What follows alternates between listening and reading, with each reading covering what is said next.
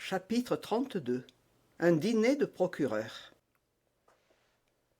Cependant, le duel dans lequel Porthos avait joué un rôle si brillant ne lui avait pas fait oublier le dîner auquel l'avait invité la femme du procureur.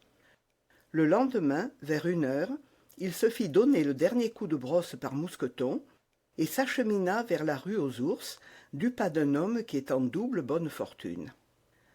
Son cœur battait, mais ce n'était pas, comme celui de d'Artagnan, d'un jeune et impatient amour. Non, un intérêt plus matériel lui fouettait le sang. Il allait enfin franchir ce seuil mystérieux, gravir cet escalier inconnu qu'avaient monté un à un les vieux écus de maître Coquenard. Il allait voir en réalité certains bahuts dont 20 fois il avait vu l'image dans ses rêves.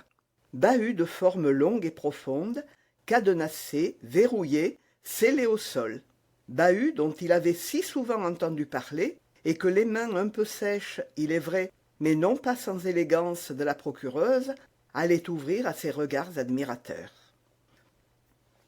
Et puis, lui, l'homme errant sur la terre, l'homme sans fortune, l'homme sans famille, le soldat habitué aux auberges, aux cabarets, aux tavernes, aux posadas, le gourmet forcé pour la plupart du temps de s'en tenir au lippé de rencontre, il allait tâter des repas de ménage, savourer un intérieur confortable et se laisser faire à ces petits soins qui, plus on est dur, plus ils plaisent, comme disent les vieux soudards. Venir en qualité de cousin, s'asseoir tous les jours à une bonne table, dérider le front jaune et plissé du vieux procureur, plumer quelque peu les jeunes clercs en leur apprenant la bassette, le passe-dix et le lansquenet dans leurs plus fines pratiques, et en leur gagnant, par manière d'honoraires, pour la leçon qui leur donnerait en 1 heure leurs économies d'un mois, tout cela souriait énormément à Porthos. Le mousquetaire se retraçait bien, de ci, de là, les mauvais propos qui couraient dès ce temps-là sur les procureurs et qui leur ont survécu, la lésine, la rognure, les jours de jeûne, mais comme, après tout, sauf quelques accès d'économie que Porthos avait toujours trouvés fort intempestifs, il avait vu la procureuse assez libérale, pour une procureuse bien entendu, il espéra rencontrer une maison montée sur un pied flatteur. Cependant, à la porte, le mousquetaire eut quelques doutes, l'abord n'était point fait pour engager les gens. Allée puante et noire, escalier mal éclairé par des barreaux au travers desquels filtrait le jour gris d'une cour voisine, au premier, une porte basse et ferrée d'énormes clous, comme la porte principale du grand Châtelet. Porthos heurta du doigt. Un grand clerc pâle et enfoui sous une forêt de cheveux vierges vint ouvrir et salua de l'air d'un homme forcé de respecter à la fois dans un autre la haute taille qui indique la force, l'habit militaire qui indique l'état et la mine vermeille qui indique l'habitude de bien vivre. Autre clerc plus petit derrière le premier, autre clerc plus grand derrière le second, saute-ruisseau de 12 ans derrière le troisième. En tout, 3 clercs et demi, ce qui, pour le temps, annonçait une étude des plus achalandées. Quoique le mousquetaire ne dût arriver qu'à 1 heure, depuis midi la procureuse avait l'œil au guet et comptait sur le cœur et peut-être aussi sur l'estomac de son adorateur pour lui faire devancer l'heure. Madame Coquenard arriva donc par la porte de l'appartement, presque en même temps que son convive arrivait par la porte de l'escalier, et l'apparition de la digne dame le tira d'un grand embarras. Les clercs avaient l'œil curieux, et lui, ne sachant trop que dire à cette gamme ascendante et descendante, demeurait la langue muette. « C'est mon cousin !» s'écria la procureuse. « Entrez donc, monsieur Porthos !» Le nom de Porthos fit son effet sur les clercs, qui se mirent à rire. Mais Porthos se retourna, et tous les visages rentrèrent dans leur gravité. On arriva dans le cabinet du procureur, après avoir traversé l'antichambre où étaient les clercs, et l'étude où ils auraient dû être. Cette dernière chambre était une sorte de salle noire et meublée de paperasses. En sortant de l'étude, on laissa la cuisine à droite, et l'on entra dans la salle de réception. Toutes ces pièces qui se commandaient n'inspirèrent point à Porthos de bonnes idées. Les paroles devaient s'entendre de loin par toutes ces portes ouvertes. Puis, en passant, il avait jeté un regard rapide et investigateur sur la cuisine, et il s'avouait à lui-même, à la honte de la procureuse et à son grand regret à lui, qu'il n'y avait pas vu ce feu, cette animation, ce mouvement qui, au moment d'un bon repas, règnent ordinairement dans ce sanctuaire de la gourmandise. Le procureur avait sans doute été prévenu de cette visite, car il ne témoigna aucune surprise à la vue de Porthos, qui s'avança jusqu'à lui d'un air assez dégagé et le salua courtoisement. « Nous sommes cousins, à ce qu'il paraît, monsieur Porthos, » dit le procureur en se soulevant à la force des bras sur son fauteuil de canne. Le vieillard, enveloppé dans un grand pourpoint noir où se perdait son corps fluet, était vert et sec. Ses petits yeux gris brillaient comme des escarboucles et semblaient, avec sa bouche grimaçante, la seule partie de son visage où la vie fût demeurée. Malheureusement, les jambes commençaient à refuser le service à toute cette machine osseuse. Depuis 5 ou 6 mois que cet affaiblissement s'était fait sentir, le digne procureur était à peu près devenu l'esclave de sa femme. Le cousin fut accepté avec résignation, voilà tout. Maître Coquenard-Ingambe eût décliné toute parenté avec monsieur Porthos. « Oui, monsieur, nous sommes cousins, » dit sans se déconcerter Porthos, qui d'ailleurs n'avait jamais compté être reçu par le mari avec enthousiasme. « Par les femmes, je crois, » dit malicieusement le procureur. Porthos ne sentit point cette raillerie, et la prit pour une naïveté dont il rit dans sa grosse moustache. Madame Coquenard, qui savait que le procureur naïf était une variété fort rare dans l'espèce, sourit un peu et rougit beaucoup. Maître Coquenard avait, dès l'arrivée de Porthos, jeté les yeux avec inquiétude sur une grande armoire placée en face de son bureau de chêne. Porthos comprit que cette armoire, quoiqu'elle ne répondît point par la forme à celle qu'il avait vue dans ses songes, devait être le bienheureux bahut, et il s'applaudit de ce que la réalité avait 6 pieds de plus en hauteur que le rêve. Maître Coquenard ne poussa pas plus loin ses investigations généalogiques, mais en ramenant son regard inquiet de l'armoire sur Porthos, il se contenta de dire « Monsieur notre cousin, avant son départ pour la campagne, nous fera bien la grâce de dîner une fois avec nous, n'est-ce pas, madame Coquenard ?» Cette fois, Porthos reçut le coup en plein estomac et le sentit. Il paraît que de son côté, madame Coquenard non plus n'y fut pas insensible, car elle ajouta « Mon cousin ne reviendra pas s'il trouve que nous le traitons mal, mais dans le cas contraire, il a trop peu de temps à passer à Paris, et par conséquent à nous voir, pour que nous ne lui demandions pas presque tous les instants dont il peut disposer jusqu'à son départ. » « Oh, mes jambes, mes pauvres jambes, où êtes-vous » murmura Coquenard, et il essaya de sourire. Ce secours qui était arrivé à Porthos au moment où il était attaqué dans ses espérances gastronomiques inspira au mousquetaire beaucoup de reconnaissance pour sa procureuse. Bientôt l'heure du dîner arriva. On passa dans la salle à manger, grande pièce noire qui était située en face de la cuisine. Les clercs qui, à ce qu'il paraît, avaient senti dans la maison des parfums inaccoutumés, étaient d'une exactitude militaire et tenaient en main leurs tabourets, tout près qu'ils étaient à s'asseoir. On les voyait d'avance remuer les mâchoires avec des dispositions effrayantes. « Tudieu !» pensa Porthos, en jetant un regard sur les 3 affamés, car le saute-ruisseau n'était pas, comme on le pense bien, admis aux honneurs de la table magistrale. « Tudieu ! À la place de mon cousin, je ne garderai pas de pareils gourmands. On dirait des naufragés qui n'ont pas mangé depuis 6 semaines. » Maître Coquenard entra, poussé sur son fauteuil à roulettes par madame Coquenard, à qui Porthos, à son tour, vint en aide pour rouler son mari jusqu'à la table. À peine entré, il remua le nez et les mâchoires à l'exemple de ses clercs. « Oh oh !» dit-il, « voici un potage qui est engageant. » Que diable sentent-ils donc d'extraordinaire dans ce potage dit Porthos à l'aspect d'un bouillon pâle, abondant, mais parfaitement aveugle, et sur lequel quelques croûtes nageaient, rares comme les îles d'un archipel. Madame Coquenard sourit, et, sur un signe d'elle, tout le monde s'assit avec empressement. Maître Coquenard fut le premier servi, puis Porthos. Ensuite, Madame Coquenard remplit son assiette et distribua les croûtes sans bouillon aux clercs impatients.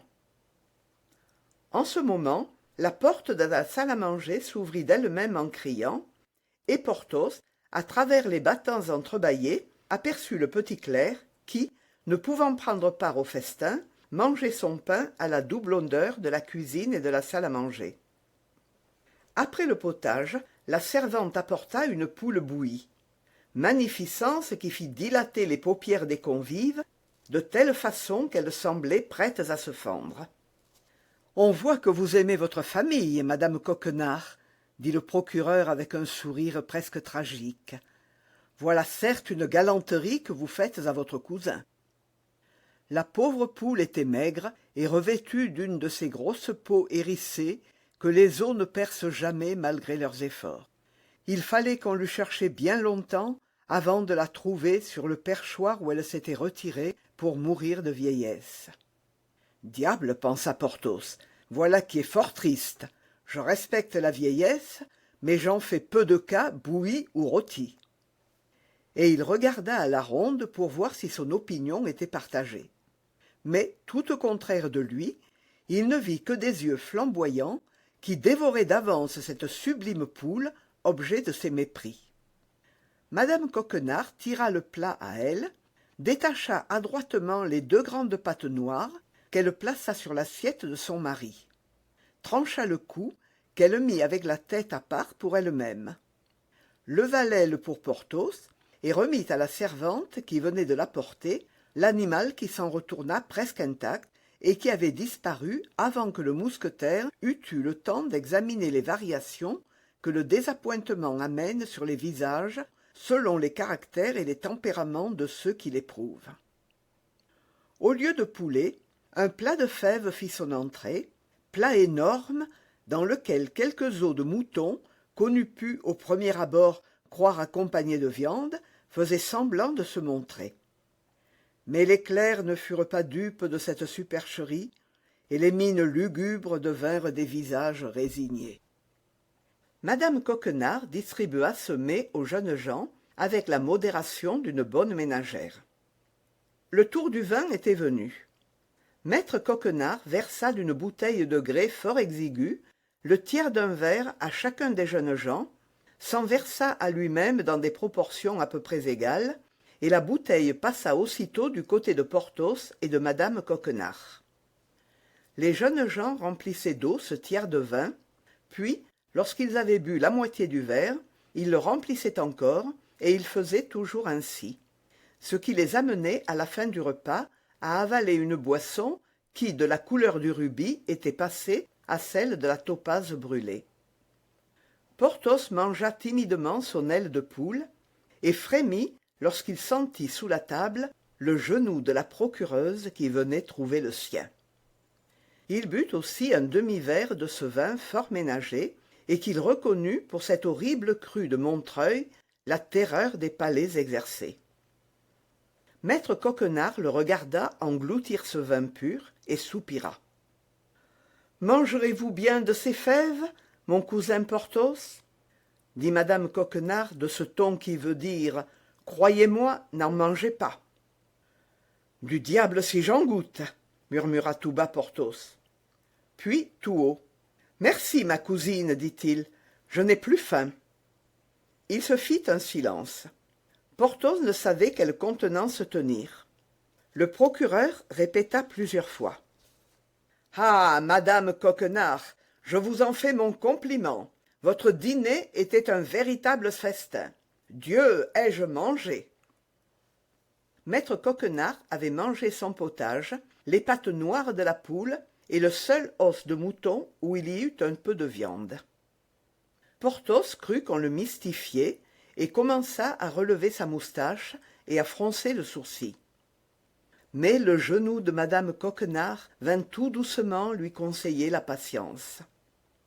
Ce silence et cette interruption de service, qui étaient restés inintelligibles pour Porthos, avaient au contraire une signification terrible pour les clercs.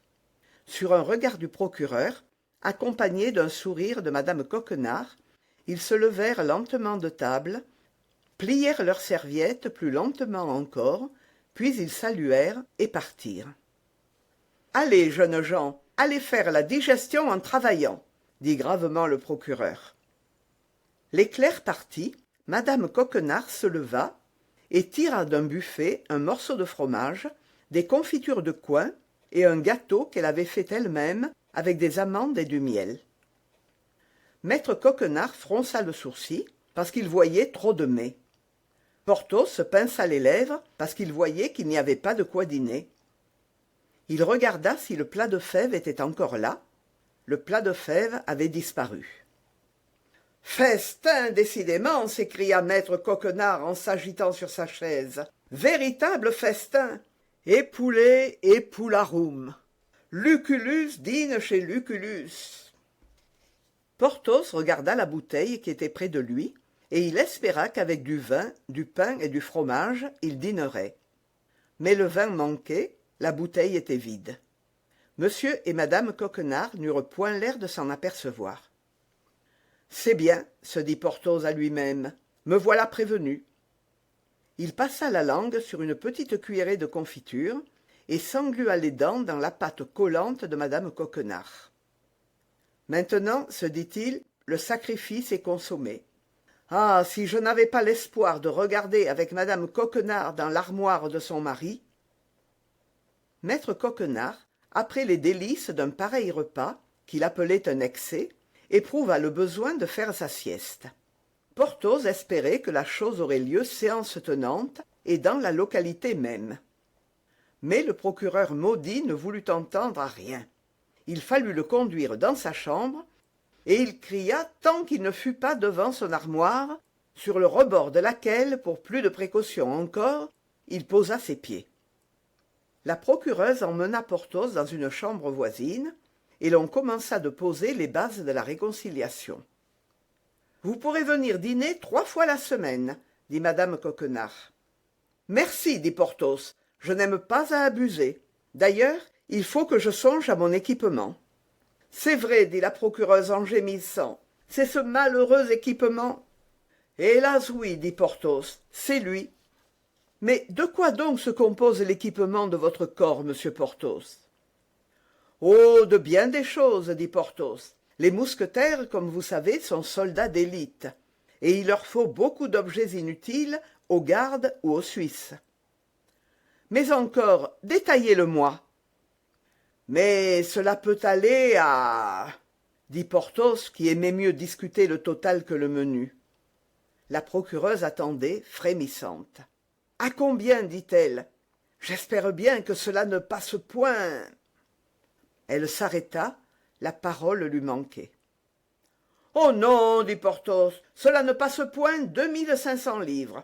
Je crois même qu'en y mettant de l'économie, avec 2000 livres, je m'en tirerai. »« Bon Dieu, 2000 livres, s'écria-t-elle, mais c'est une fortune. » Porthos fit une grimace des plus significatives. Madame Coquenard la comprit. « Je demandais le détail, dit-elle, parce qu'ayant beaucoup de parents et de pratiques dans le commerce, j'étais presque sûre d'obtenir les choses à 100% au-dessous du prix où vous les payeriez vous-même. »« Ah ah, fit Porthos, si c'est cela que vous avez voulu dire. »« Oui, cher monsieur Porthos, ainsi, ne vous faut-il pas d'abord un cheval ?»« Oui, un cheval. »« Eh bien, justement, j'ai votre affaire. »« Ah, dit Porthos rayonnant, voilà donc qui va bien quant à mon cheval. Ensuite, il me faut le harnachement complet, qui se compose d'objets qu'un mousquetaire seul peut acheter, et qui ne montera pas d'ailleurs à plus de 300 livres. »« 300 livres. Alors, mettons 300 livres, dit la procureuse avec un soupir. Porthos sourit. On se souvient qu'il avait la selle qui lui venait de Buckingham. C'étaient donc 300 livres qu'il comptait mettre sournoisement dans sa poche. Puis, continua-t-il, il y a le cheval de mon laquais et ma valise.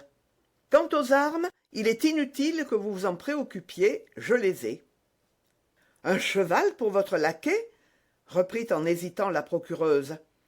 Mais c'est bien grand seigneur, mon ami.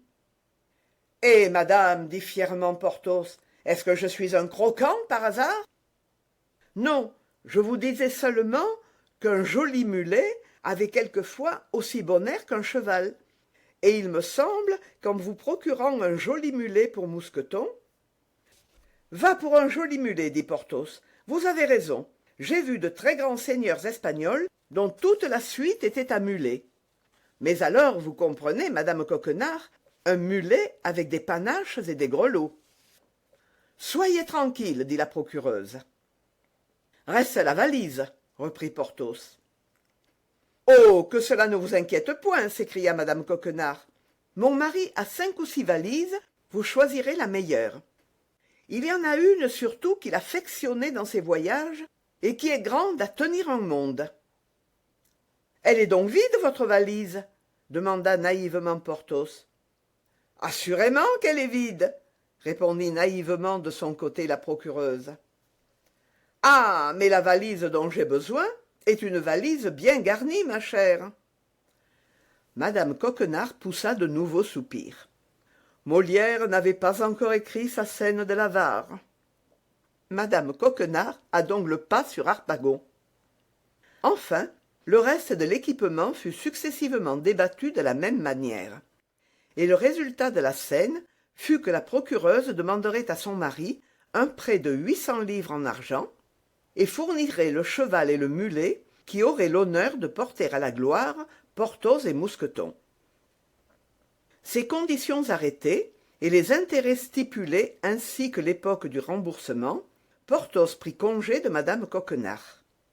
Celle-ci voulait bien le retenir en lui faisant les yeux doux, mais Porthos prétexta les exigences du service, et il fallut que la procureuse cédât le pas au roi.